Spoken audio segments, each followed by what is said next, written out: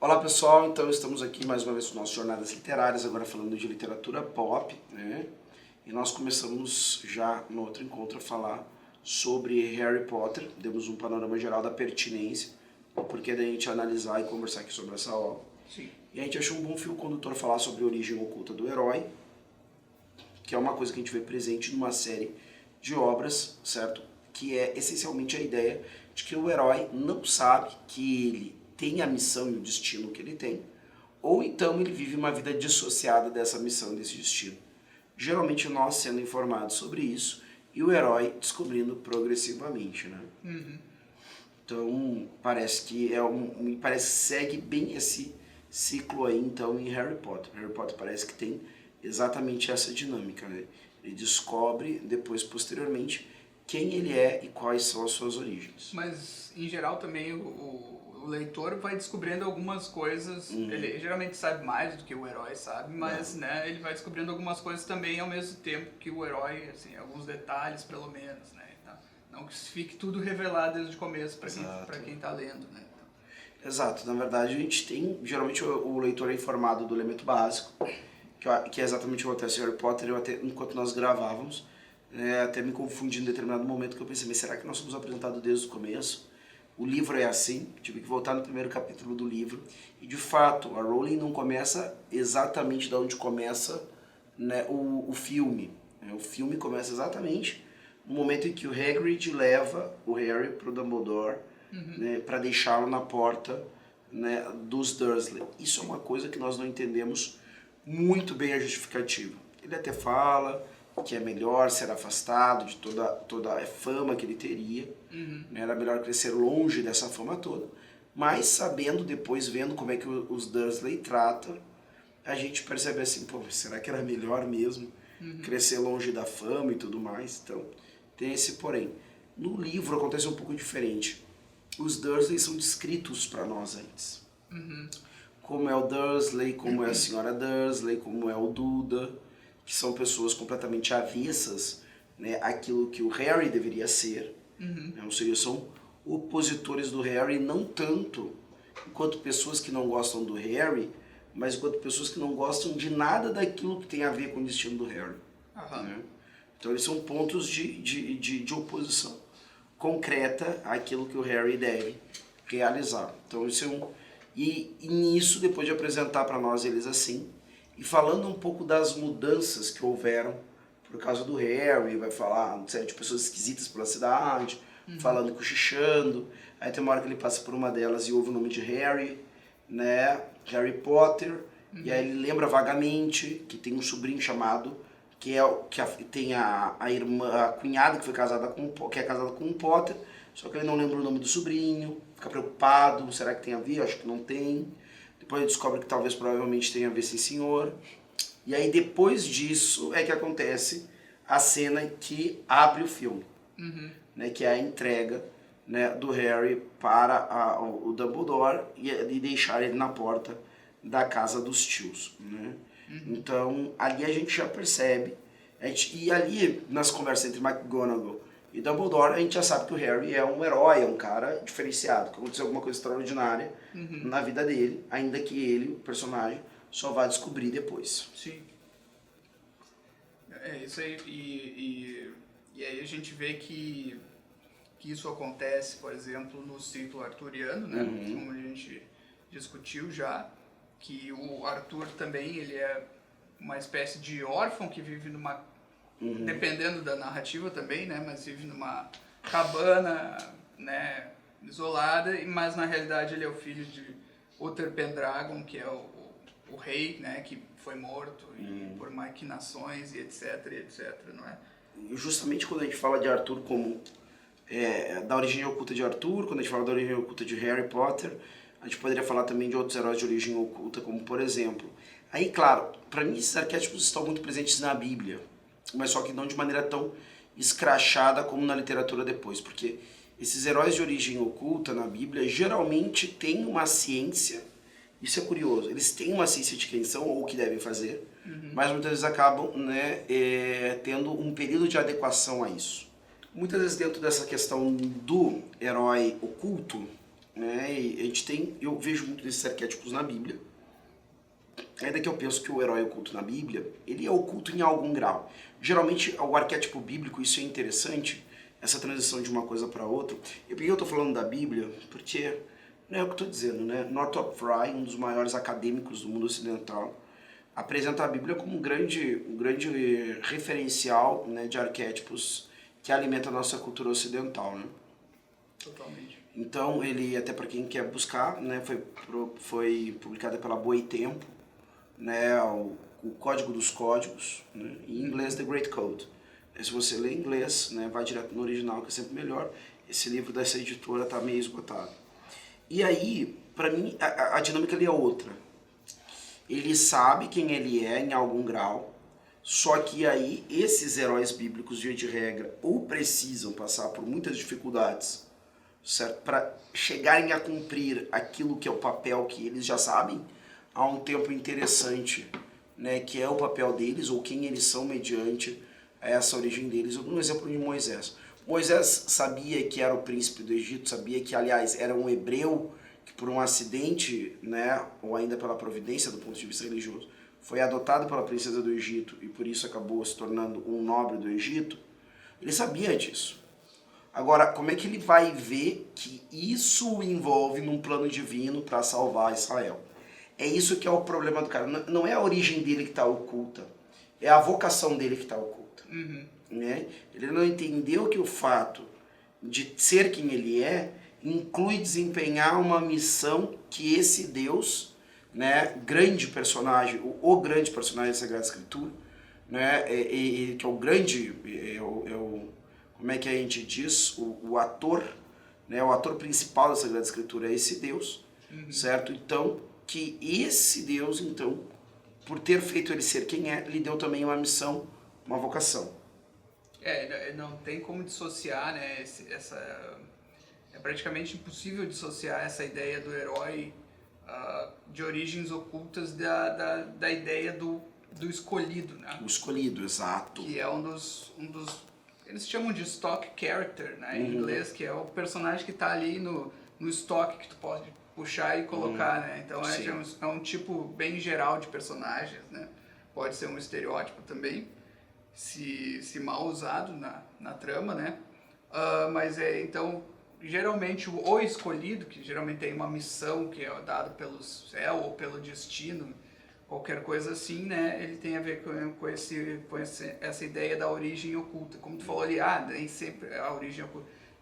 Na Bíblia não é tanto assim, mas aí depois na literatura eles até desenvolvem um pouco essa ideia, e daí, né, criam toda essa ideia de que tem uma linhagem que ele não conhece, mas aí a origem dele é de alguma forma oculta, né, para ele, até determinado momento quando ele descobre a própria origem e ao mesmo tempo a vocação, né?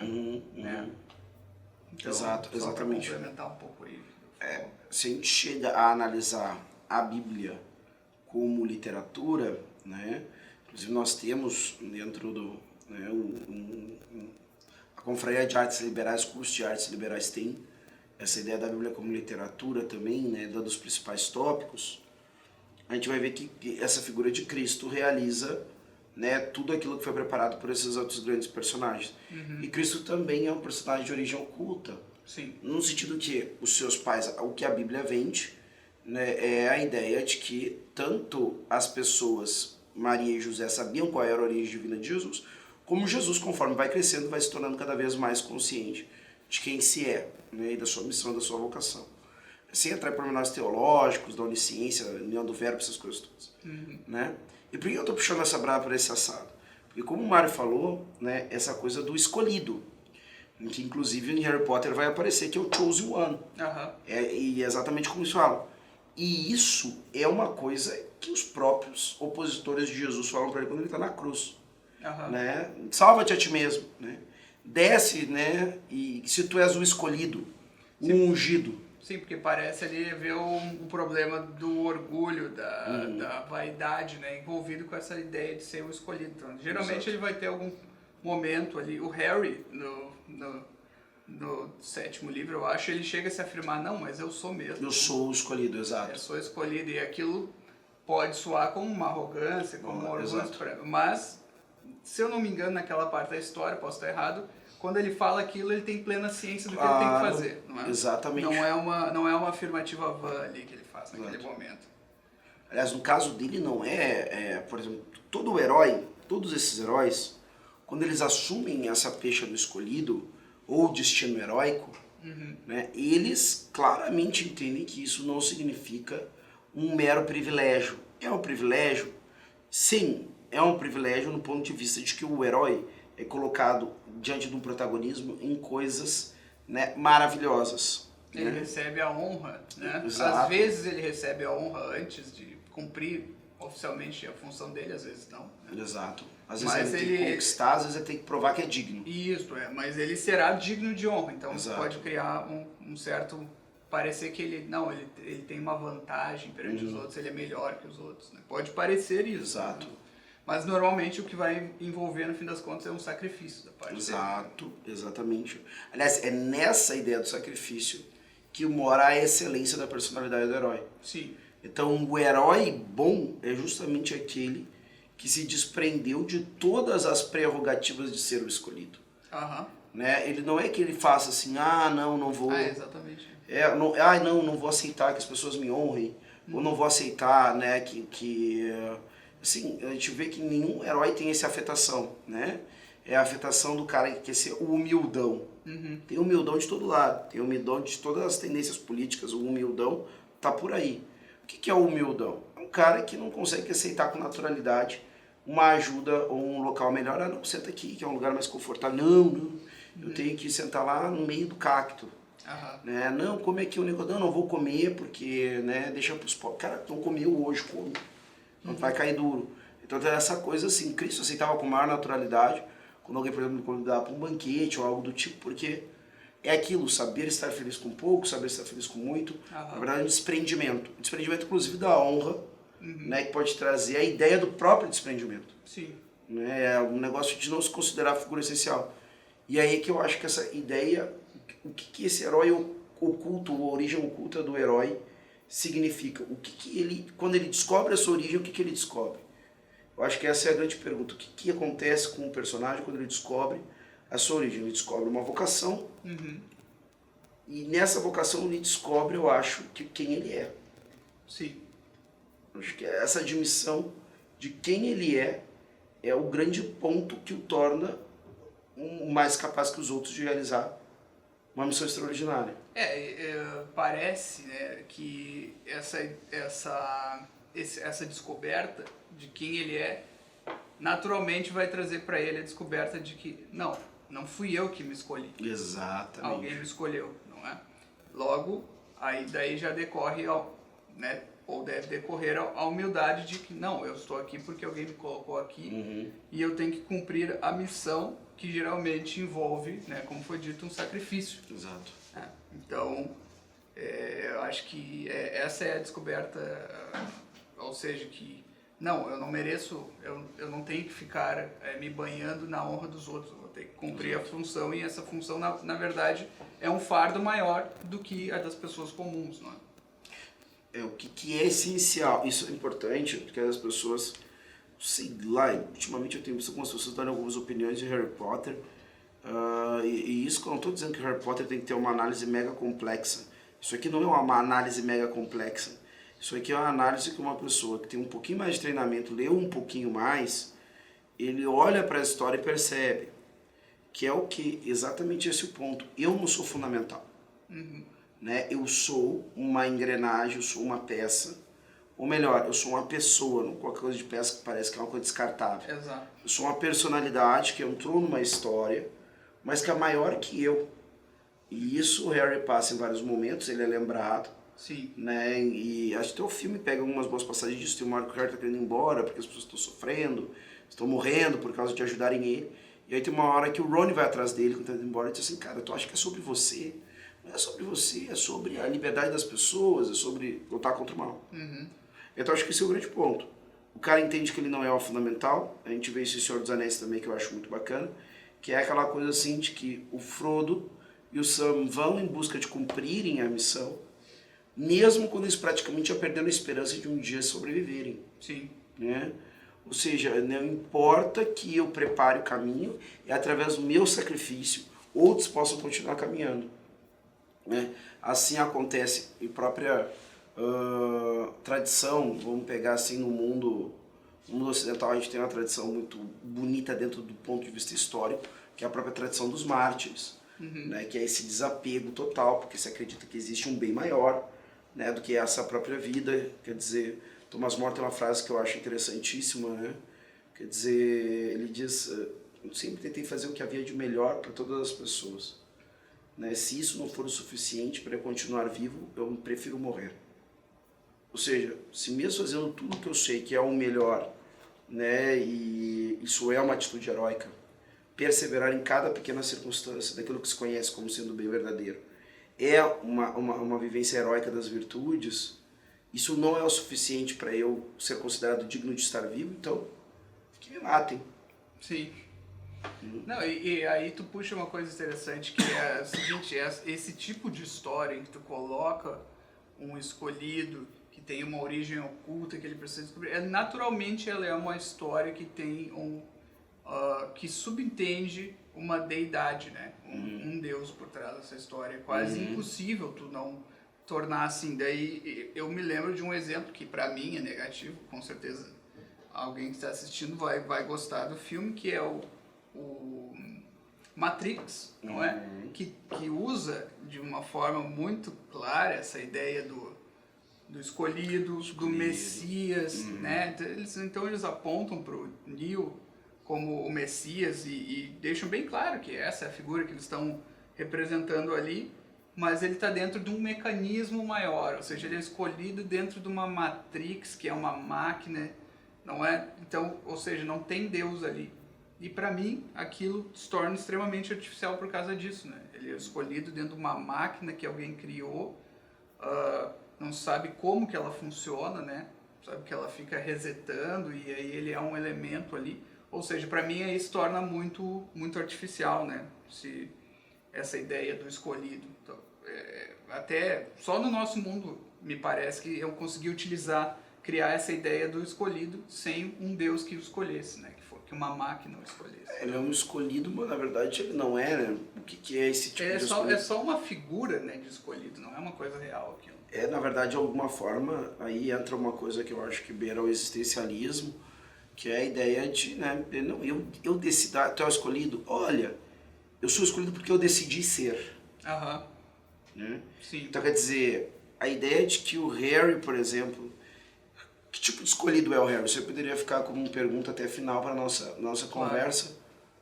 Ele é um escolhido, né, de alguém ou até de uma providência maior?